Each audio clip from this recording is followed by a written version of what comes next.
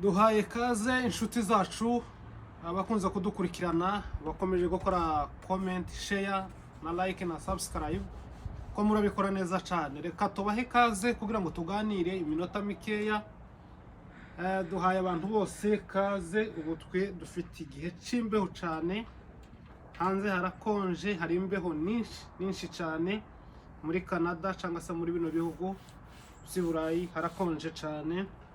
Ariko duhaye kaze abantu bose, abari muri Afrika, abari muri Amerika, abari ahangaha muri Canada, abari ku bihugu by'umugabane w'Uburayi, hari muri Europe. Tubahaye kaze n'abari muri Oceania ndetse n'abari Bangladesh. Hari umuvandimwe wambwiye ejo bundi ngo ari ariko komoka mu gihugu cy'u Rwanda, ari Bangladesh. Ndamusuhuje cyane, akomeje agira ibihe byiza. Inshuti zacu ziri mu gihugu cya Kenya, Afrika yose, mu Bugande, mu Rwanda, mu Burundi, mukomeje kutwandikira, turabibona kandi dukomeje kubasuhuza. Ubutaha none tuzatuvuga tubaramutse, tubabwira abantu kuko ari bamwe b'ingenzi cyane kuri twe. Tubahaye kaze. Reka dusome hano ijambo rigufi kugira ngo turiganirireho. Abaheburayo 12:14, Abaheburayo 12:14 n'uwo murongo gusa. Aravuga ngo mugire umwete wo kubana n'abantu bose amahoro n'uwo kwezwa, kuko utejejwe atazabona umwami Imana. Amen. Nagira ngo tuganire hejuru yo kubana n'abantu bose amahoro. Kubana n'abantu bose amahoro ni kubana n'abantu bose amahoro bifira he? Kubana n'abantu bose amahoro zunguka iki? Ijambo rya mbere, kubana n'abantu bose amahoro nico cy'ingenzi, niwo mukoro Yesu yadusigiye. Yaravuze ngo mubane n'abantu bose amahoro, mubane n'abantu bose amahoro. Ariko ntabwo yigeze avuga ngo utoranye abantu bakeya muri level imwe yawe urimo, bize nkawe, bari mu bihugu urimo, babakire nkawe, ari umubana. Yaravuze ngo mubane n'abantu bose amahoro. Yesu ntigeze atoranya kuvuga ngo mubane n'abantu bose amahoro, muvuga ururimi rumwe cyangwa se mutavuga ururimi rumwe, muhujije imyemerere cyangwa mudahujije imyemerere. Yaravuze ngo mubane n'abantu bose amahoro. N'abantu nitwa turi mu kwishirira tukavuga ngo turabana n'abantu bose amahoro, swate tuvugira rumwe cyangwa twumva kimwe cyangwa turi mu gihugu kimwe cyangwa dufite ubushobozi bungana, abo bantu nibo tubana n'amahoro. Yesu yaravuze ngo ikintu gusa mbasigiye ku isi, mubane n'abantu bose amahoro. Niwe mukoro Yesu yadusigiye, tugomba kubana n'abantu bose amahoro. Hari abantu urimo gusanga ubu nyine bari kuvuga ngo njenge kuva ku bantu, ngiye kureka abantu, ngiye kwihesha amahoro. Amahoro yawe ntava hanze, amahoro yava mu wundi muntu. Kuko Yesu yoherezaga amanu mu butayu, ariko ubu nyine manu iri mu guca mu bantu. Yesu arazakoresha umuntu. Intambwe yose uzageraho nuko uzahura n'umuntu. Hari level uzageraho usabwa kugira umuntu. Nta hantu hose, nta kintu uzabona, nta kintu uzageraho, nta kintu uzakora utagejejweho n'umuntu runaka utagufasha akaboko. Rero iyo uvuga ngo ugiye kuva ku bantu, ugiye kureka abantu, ugiye kuva mu bandi, uzabuha witakariza igihe cyawe. Isezerano Imana izaguha izaricisha mu muntu. Niko nakubwiye ngo manu ubu nyine yicisha mu bantu. Uwo mukoresha wawe w'akazi ni Imana yacisha, ariko ica mu muntu. Rero ugomba kubana nawe amahoro. Umuturanyi wawe niwe Imana izacisha mu isezerano. Ega gutinda ku isezerano rimwe na rimwe tubigiramo uruhare tutabizi, kubera ko iyo uvuze ngo nshaka kubana n'abantu kandi uw'Imana yari yategonyeje uzagucisha mu isezerano kugira ngo rikugereho ari wa wundi. Rero mu gihe utabanye nawe amahoro, Imana igiye gutegura undi, havuka undi uzasohoza rya sezerano, kuko Imana itazibesha, ariko nawe rigutindire. Usange watindiwe, isezerano waritindije kubera kutabanye n'abantu bose amahoro. Mubane n'abantu bose amahoro. Abantu rero, abantu nabingira akamaro kurusha wowe uko uziyumva. Uzuvuga ngo abantu ni babi, abantu si babi, abantu ni beza.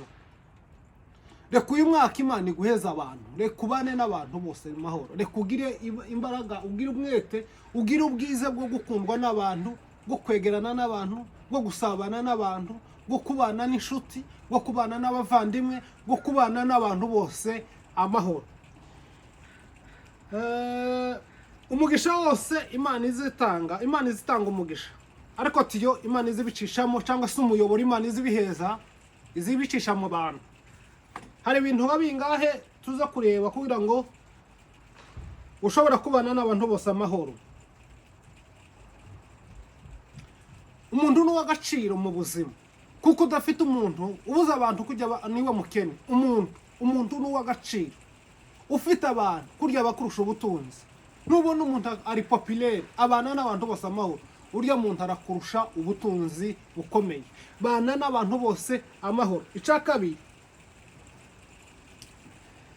hagaciro umuntu uwo ari we wese, kuko ejo umuntu ikintu kiza gitungurana muri nosi ni umuntu. Urya ufata nabi none ejo ni uza usanga umusabyeho serivisi, kubera ko babanye nawe nabi uzutinya kumusaba serivisi kuko babanye nawe nabi. Ni ukuvuga ngo hagaciro umuntu uwo ari we wese muri kumwe. Ufite ubushobozi kumurusha, muha agaciro. Uramutunze none, muha agaciro, kuko ntuzi ejo bazavuga ngo katazi nani ngo azabaga umutavu. Heza agaciro, hagaciro umuntu uwo ari we wese muri kumwe.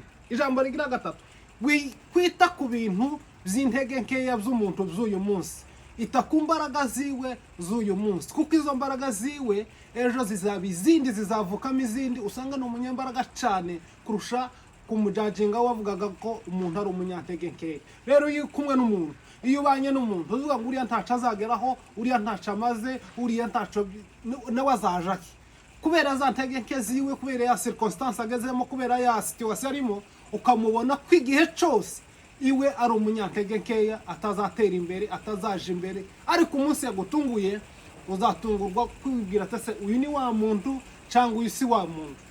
Ijambo rigira kane,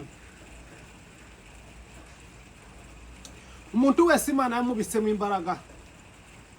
Umuntu wese uzumenya ko atari wowe imbaraga. Uyu munsi Imana yaguhaye imbaraga, yaguhaye ubushobozi, yaguhaye akantu, yakugiriye neza, yakwibutse. Ariko umuntu wese uzumenya ko Imana yamubisemo imbaraga wewe zishobora kugufasha. Tukaza wibwira ngo ugeze aho utofashwa n'undi muntu, cyangwa ukeneye abantu bakurusha level. Uzukenera n'urya uri munsi yawe, kubera ko umuntu wese abitsemo imbaraga wowe udashobora gutinyuka kumenya vuba kubera ko utabanye nawe neza amahoro. Umuntu wese ni umunyembaraga. Icya gatanu, uzuca bugufi ku muntu uwo ari we wese. Umuntu wese ugomba kumucaho bugufi, tukishire hejuru, tukikomeze, tukiremereze. Iyoroshe muri ubu buzima turimo ni ubuzima bwo koroha, ni ubuzima bwo guca bugufi ku muntu uwo ari we wese.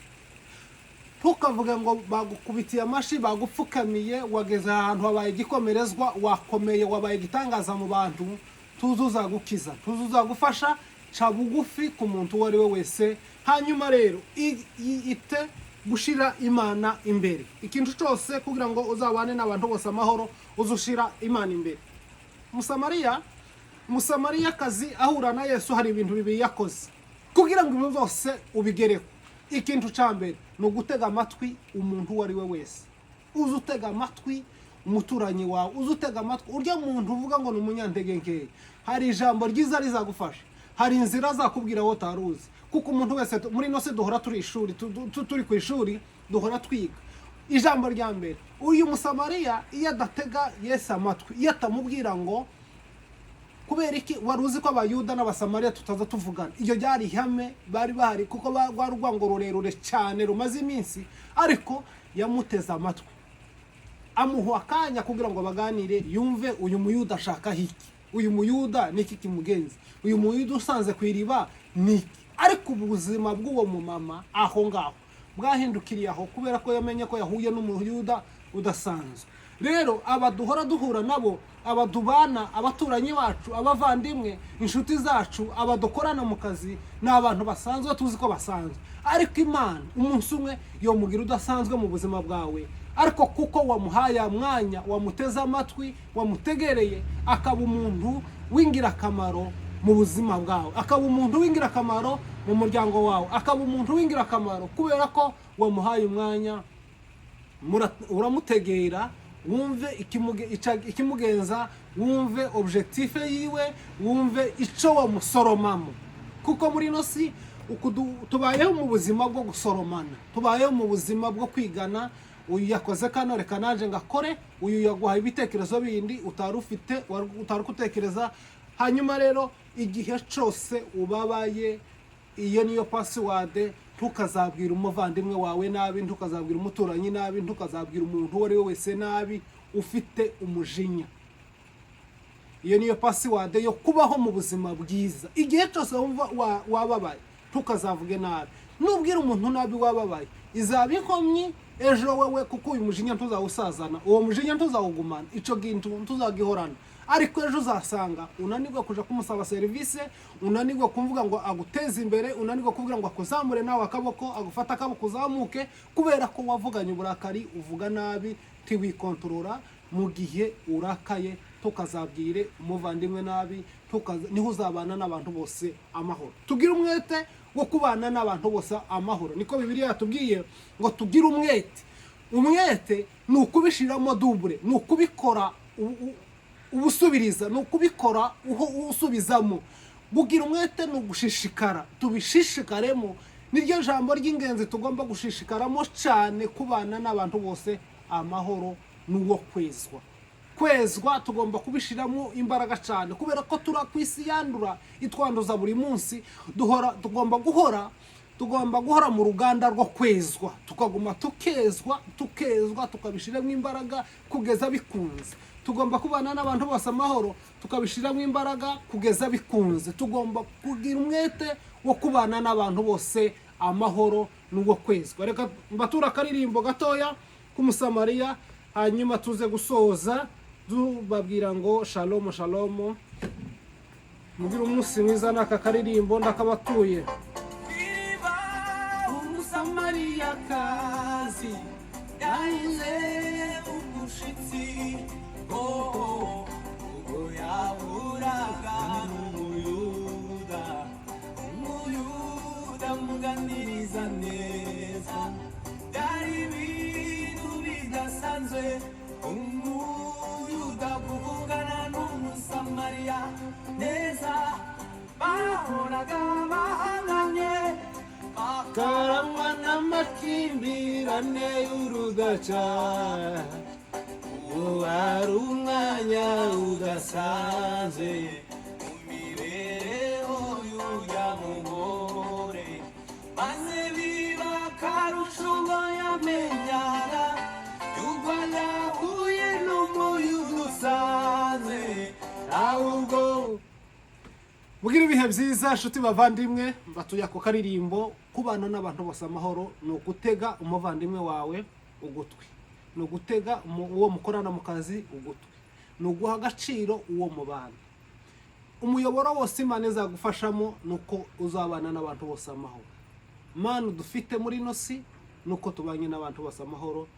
Iciza cyose uzageraho uzakigezwaho n'abantu. Imana uyu mwaka iguha abantu, Imana iguha igikundiro ku bantu, Imana ikugirire neza, mubane n'abantu, ariko uzushira Imana imbere, ubane n'abantu bose amahoro. Shalom shalom. Mugira ibihe byiza, turabakunda, tuzasubira naho utaha. Murakoze cyane.